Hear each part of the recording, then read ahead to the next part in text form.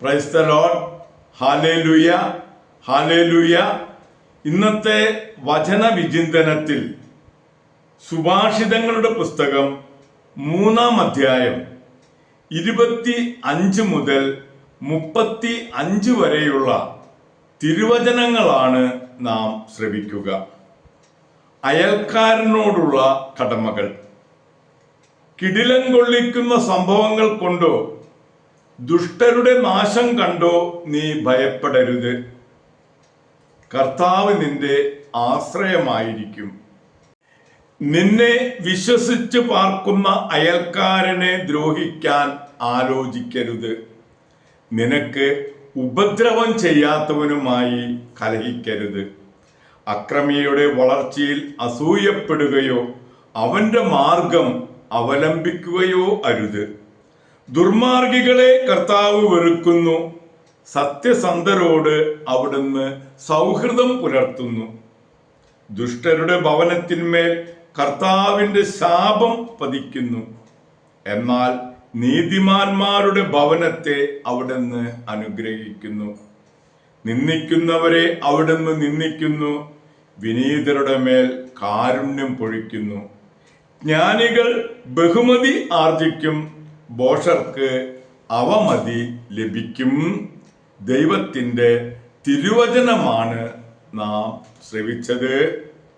പ്രിയമുള്ളവരെ, ഈ സുഭാഷിത വചനങ്ങളിലൂടെ കർത്താവ് നമ്മെ ഒരിക്കൽ കൂടി ഓർമ്മപ്പെടുത്തുകയാണ് അയൽക്കാരോടുള്ള കടമകളെ കുറിച്ച്. അകലെയുള്ള ബന്ധുവിനേക്കാൾ നമുക്ക് ഉപകാരമുണ്ടാകുക അടുത്തുള്ള നമ്മുടെ അയൽവാസിയാകാം. ഈ വചനഭാഗത്ത് കർത്താവ് നമ്മെ ഒന്നുകൂടി ഊന്നിപ്പറയുകയാണ്.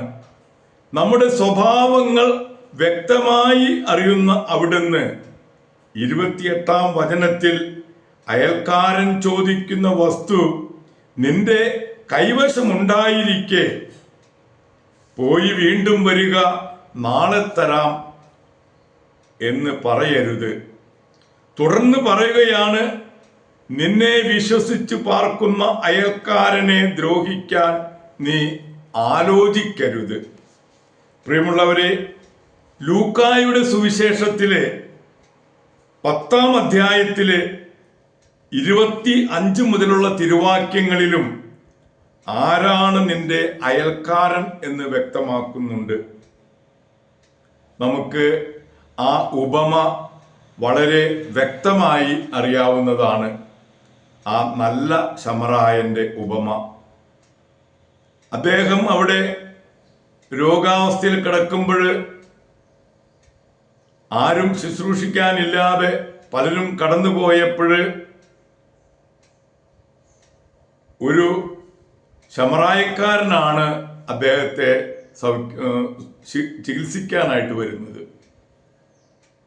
അതിൻ്റെ അവസാനത്തില് പറയുകയാണ്, കർത്താവ് ചോദിക്കുന്നുണ്ട്, ആരാണ് അയാൾക്ക് അയൽക്കാരനായി പ്രവർത്തിച്ചത്? ഒരു നിയമജ്ഞനാണ് ഈ ചോദ്യങ്ങളെല്ലാം ചോദിക്കുന്നത്. നിയമം അറിയാത്തവനല്ല നിയമജ്ഞൻ. യേശുവിനെ പരീക്ഷിക്കുവാൻ വേണ്ടിയാണ് ഈ ചോദ്യം ചോദിച്ചത്. ആ നിയമജ്ഞൻ തന്നെ പറയുകയാണ്, അയാളോട് കരുണ കാണിച്ചവൻ. യേശു മറുപടി പറഞ്ഞു, നീയും അതുപോലെ ചെയ്യുക. അയൽക്കാരനോട് കരുണ കാണിക്കാൻ നമുക്കുള്ള ബാധ്യതയെ പറ്റിയാണ് ഇവിടെയും പ്രതിപാദിക്കുക. പ്രിയപ്പെട്ടവരെ, നമ്മെ സഹായിക്കാനായി ദൈവം പ്രത്യേകം നിയോഗിച്ചിരിക്കുന്നത് നമ്മുടെ അയൽക്കാരെയാണ്. നാം കുറച്ചൊന്ന് പുറകിലേക്ക് ചിന്തിച്ചു കഴിഞ്ഞാൽ കുറെ കാലങ്ങൾക്ക് മുമ്പ് നാം അയൽക്കാരുമായി ഒരുപാട് സൗഹൃദം പങ്കുവച്ചിരുന്നു. നമ്മുടെ ഇല്ലായ്മയിലും ഉള്ളായ്മയിലും അവരെ കൂടി പങ്കു ചേർത്തിരുന്നു.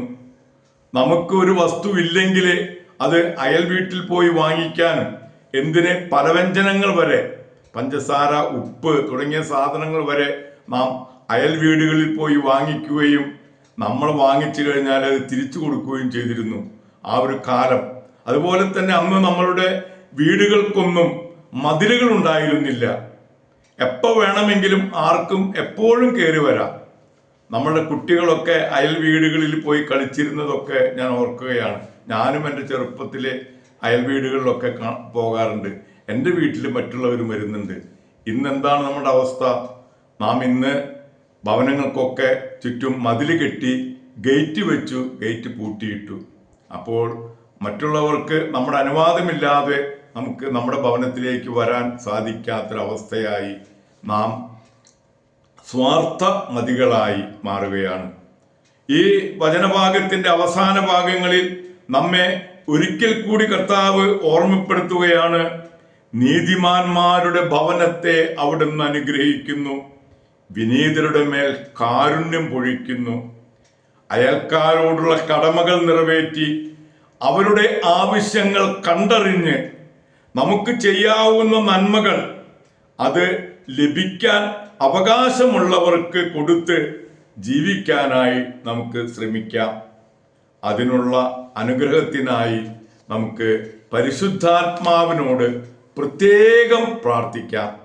ദൈവം നമ്മെ ഓരോരുത്തരെയും സമൃദ്ധമായി അനുഗ്രഹിക്കട്ടെ. Praise the Lord. Hallelujah. Thank you Jesus.